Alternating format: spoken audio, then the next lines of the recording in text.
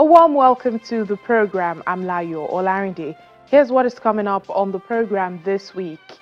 Israel and Hamas agree on the release of Israeli hostages and Palestinians during a 4-day truce in fighting. Plus, a conversation with Stephen Hayes, President Emeritus Corporate Council on Africa and a former President, American Center on International Leadership and International Affairs analyst. Diplomatic Channel begins right now with a quick check on other discussions in diplomatic circles.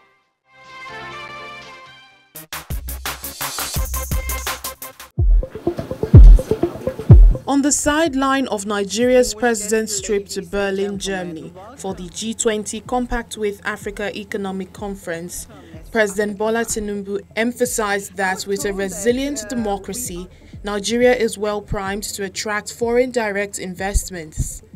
The president witnessed the signing of 2 memoranda of understanding, one on the supply of gas from Nigeria to Germany and another for $500 million worth of renewable energy projects in Nigeria.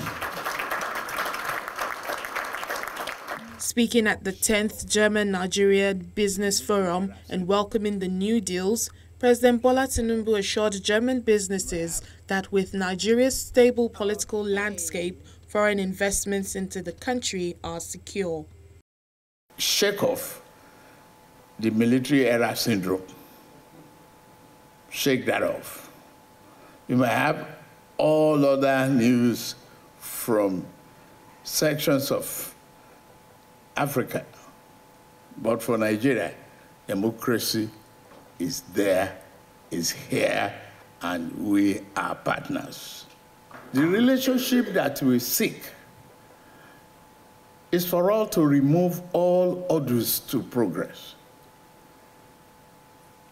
to put Nigerian-German relationship on the first-class seat of development and prosperity.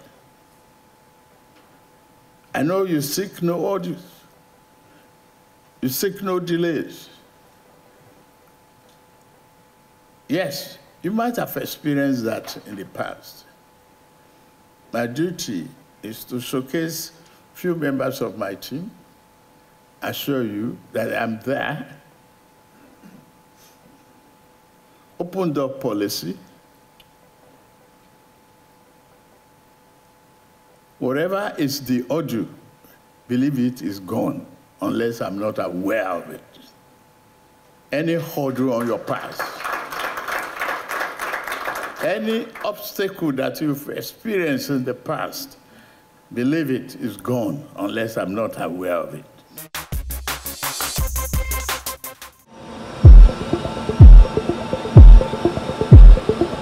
The militaries of the Philippines and the United States launched joint patrols in waters near Taiwan, a move likely to fan further tension with China. Officials of the Southeast Asian nation say 2 FA-50 light combat aircrafts and an A-29B Super Tucano light attack plane participated in air exercises.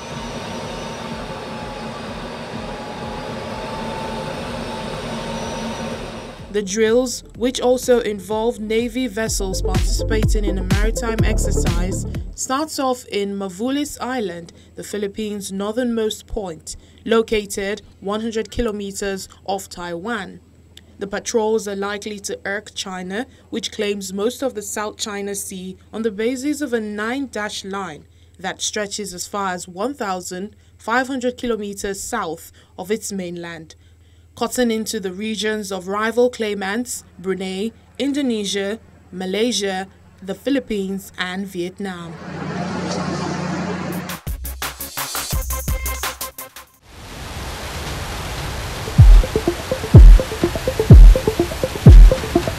North Korea has ripped up a 5-year-old deal with Seoul aimed at lowering military tensions in the latest escalation of a row between the two.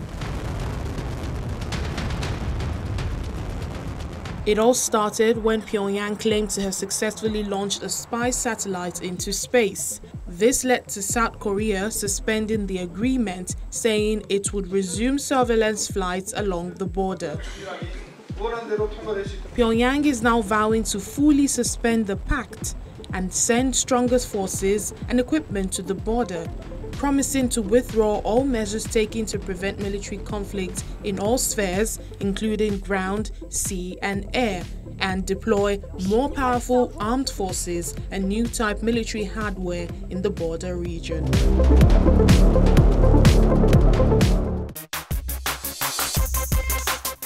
German Chancellor Olaf Scholz has hosted the leaders of the 13 Compact with Africa countries for a conference aimed at helping to bolster private investments in the continent. At the summit, Mr. Scholz urged Africa to implement the free trade area to enhance growth potential.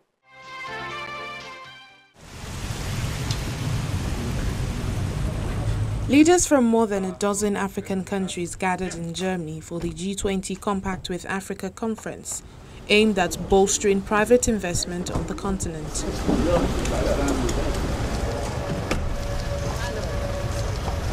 Underscoring renewed interest in Africa, European Commission President Ursula von der Leyen, French President Emmanuel Macron, and Dutch Prime Minister Mark Rutte were among those attending the summit in Berlin, hosted by German Chancellor Olaf Scholz. Mr. Scholz had visited Africa several times since taking office in late 2021, and he held bilateral talks with several African countries before hosting a German-African investment summit. He says that Africa could count on Germany for early investments. Because growth in Africa means also growth for the whole planet in the end. And it's then also a chance for business to expand, because you are not restricted to where you are coming from and where you are used to invest. And I think making this feasible for Africa is the biggest challenge for the next time. And from my perspective, I think it is one aspect of politics that should be followed by the European Union and especially by Germany. So this is why my personal investment in doing so and discussing these topics is that big, and I will continue to do so. He also encouraged African countries to proceed with the African Free Trade Area, which he says would contribute towards stronger growth in Africa. Speaking at a leaders' meeting of the Compact with Africa partnership in Berlin, African Union Commission Chairperson Musa Faki Mahamat said it was the AU's wish for all member countries to join the Compacts with Africa partnership. Je lui dis, monsieur, c'est très simple. Construisez-en. Je crois que nous sommes suffisamment intelligents. I can confirm its efficiency, and it already consists of 13 African states. 3 are still candidates, and figures handed to me this morning by you, Mr. Chancellor, show that the growth rates of those countries which are in the Compact with Africa Union are twice as high as those of the other African Union member countries. It shows that this partnership is efficient, and our wish at the Commission and the African Union is to enlarge this union to comprise all African Union member countries. Cette plateforme à l'ensemble des États membres de l'Union africaine. The Compact with Africa, which was created in 2017 under the German G20 presidency, aims to bring together reform-minded African countries, international organizations, and bilateral partners to coordinate development agendas and discuss investment opportunities. Israel's government and Hamas agreed to a 4-day ceasefire to allow the release of Israeli hostages held in Gaza in exchange for Palestinians imprisoned in Israel, and to also allow hundreds of humanitarian, medical, and fuel aid trucks to enter the enclave. Now, while a pause in fighting will provide much-needed relief to Gaza, analysts warn that the elaborate deal mediated by Qatar, Egypt, and the US is a fragile situation. Let's hear now from Anis Iktat, a lecturer in economics and political economy of the Middle East at Australian National University, and Greg Barton, chair in global Islamic politics at the Deakin University. The truce will be significant for humanitarian aid because it will allow for a large number of humanitarian aid trucks and convoys to enter the Gaza Strip.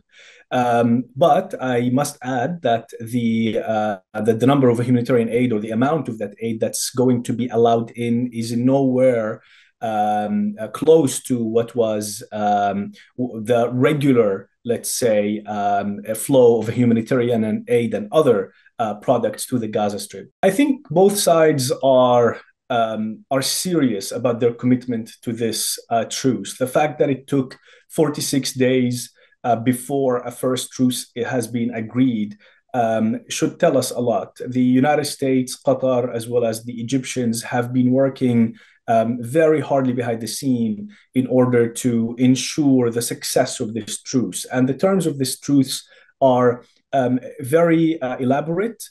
There's absolutely no trust between Hamas and Israel. The trust, however, is between the mediators. So the Qataris and the Americans, as well as the Egyptians, have given assurances to both Hamas and Israel that the truce is going to be adhered to. Now, whether this will happen or not remains to be seen. However, I think that the truce will hold at least for the first 4 days. Well, it's a life-saving pause. I mean, we have over 2 million people who are in threat of starvation and the outbreak of communicable diseases because of lack of food, clean water, medicine, and fuel to run electricity for hospitals and other life-saving needs. So without this pause happening right now, we would have people dying as a result. The 4-day pause is long enough to get quite a lot of supplies in, save a lot of lives, and it's suggested that there'll be further pauses in future. Well, the situation the last 5 weeks is we just couldn't get any aid in, or I mean, the amount that got in was extremely small through the Rafah crossings from Egypt. Now it looks like we'll get enough aid in to make a real difference because, you know, you've got 2+ million people. That takes a lot of aid just for daily living requirements, emergency aid. So this has come, I mean, it's come too late, but it's come just in time to save many lives. Look, it's a very fragile situation. Obviously, there's a problem with trust. There's a trust between the Israeli government and the people of Gaza in general. But of course, we know what the Israeli government feels, understandable reasons, about Hamas. It's a terrorist organization that's done horrible things. So without that trust, there's little grounds for confidence. The flip side is that Israel has done many hostage deals in the past 30 years. So it's worked out a way of dealing with the risks. So that gives us some confidence. The 4-day pause in fighting between Israel and Hamas came into effect on Friday, with both sides saying the pause is temporary.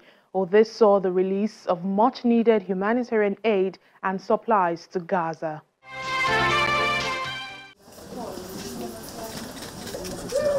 Scenes like this have been unfolding in Israel and the Palestinian territories as more hostages are let go by Hamas in exchange for the release of more Palestinians in Israeli prisons.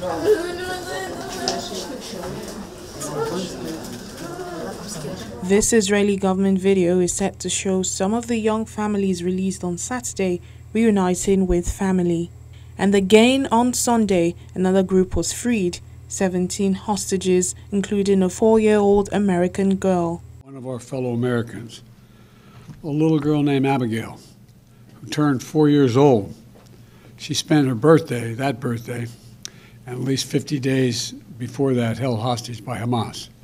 Today, she's free.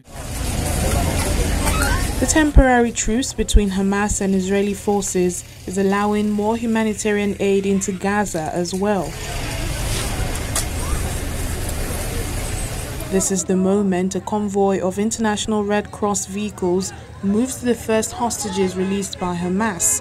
24 people in total were exchanged for 39 Palestinians released from Israeli prisons, all women, teenagers and children.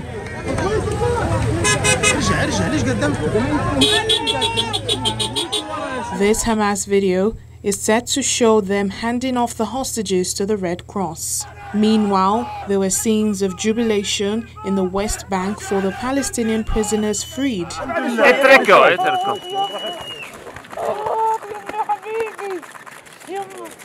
The Red Cross is acting as a go-between in the transfer that was mediated by Qatar, Egypt, and the United States. Joining us now is Stephen Hayes, an international affairs analyst and the President Emeritus Corporate Council on Africa. He's also a former president, American Center on International Leadership. Thank you so much for your time, Stephen. Good afternoon. Thank you. Well, let's look at some of the conditions given by Hamas, for this truce to take place. They want Israeli military planes to stop flying over Gaza. And now that would mean that Israel pauses on the war. Prime Minister Netanyahu has in the past refused this option. Why do you think he considered it now and the truce is in place?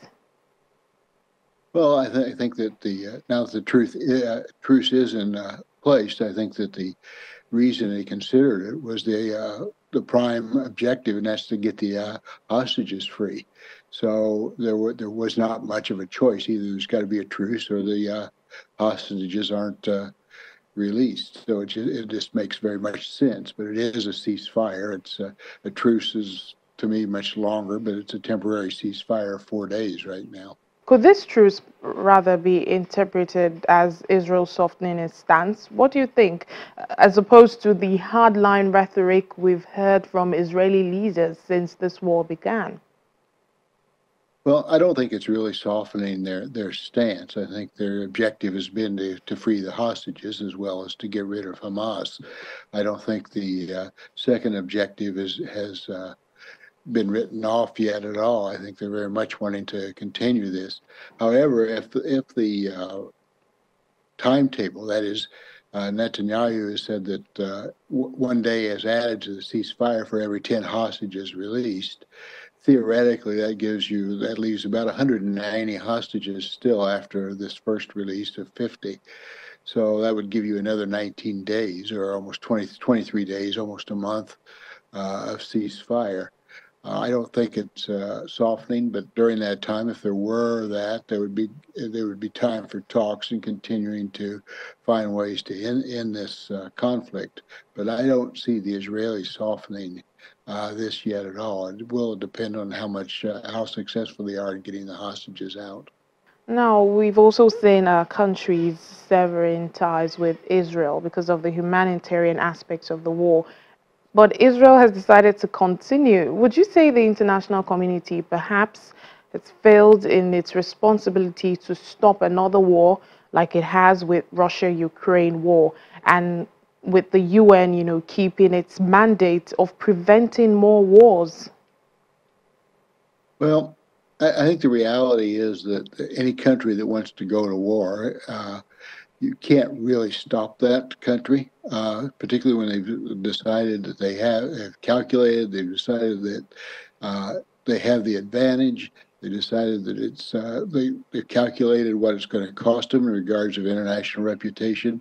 Certainly Putin had several years to plan his war out, to calculate what it would cost. He's been fairly good on the calculations of the cost. I think that he underestimated how difficult it was going to be for him.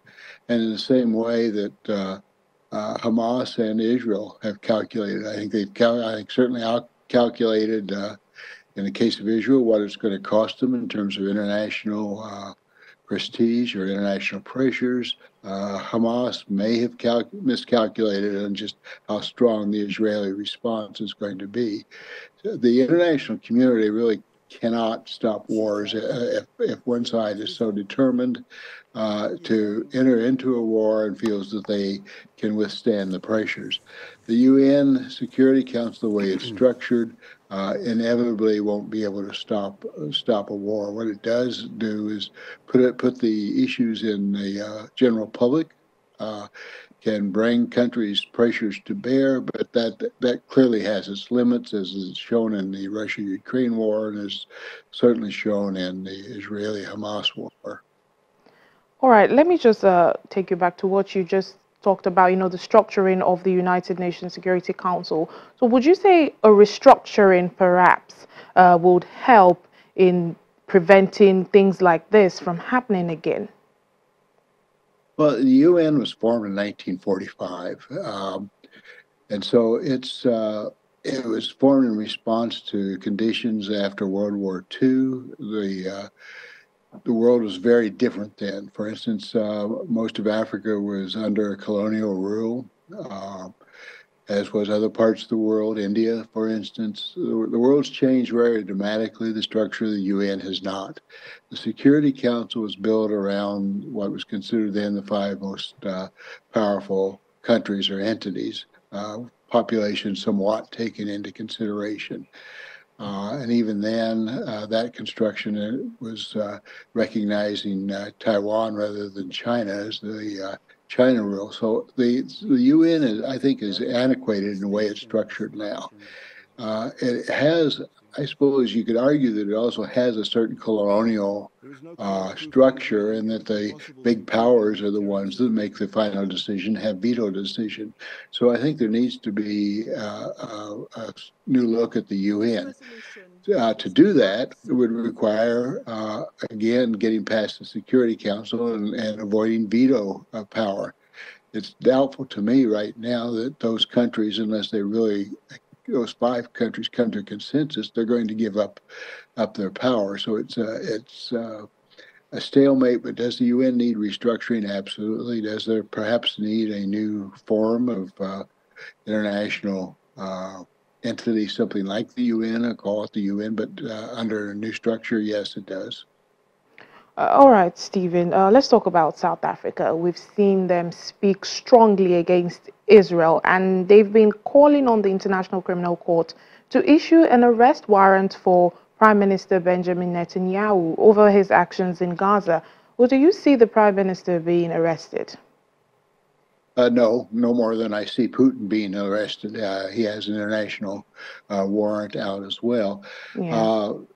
If ICC does issue the warrant on Netanyahu, he has to do the same thing that Putin does: travel to countries that don't recognize or won't enforce the warrant. Putin did not travel to South Africa because South Africa is a signatory to the ICC.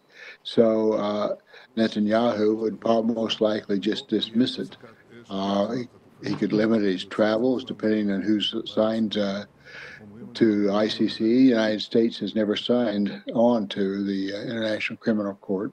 So you certainly could expect him to travel to the United States with impunity as to other countries who have not signed that agreement, which, by the way, Russia has not signed it. So I don't expect him to be arrested, no. All right, Stephen, just before I let you go, how would you assess the fairness in this war? I mean, Israel is receiving all these high-level meetings from leaders of the world, international support. We're seeing high-profile visits, the offer of weapons and equipment. We also know Hamas is most likely receiving this type of support under the table. Would it be right to say, they have a right to defend themselves? Well, it's a basic human instinct to defend yourself. And so to say that someone doesn't have a right to defend themselves is saying that you simply leave yourself open to attack. So certainly everyone has a right to defend themselves. It depends on, who defines the offense as well. But certainly Israel has a right to defend themselves. Given the massive bombing of Gaza, there's certainly an automatic defense mechanism as well. So, yes, defense is the right to defend is there. Again, what you're talking about, though, you're going back to whose responsibility this is, and the fact is that there are few innocent parties in a war except for the population. So yes, they have a right to defend themselves. It's easy to say, but who is to blame ultimately? The winners tend to write that history. So I think that still remains to be seen. All right, then. Thank you so much, Stephen Hayes, International Affairs Analyst. Thank you for joining me on Diplomatic Channel. Thank you. Well, this is where we end the program this week. Thank you so much for watching. I'm Layo Olarinde. Do join me again next time.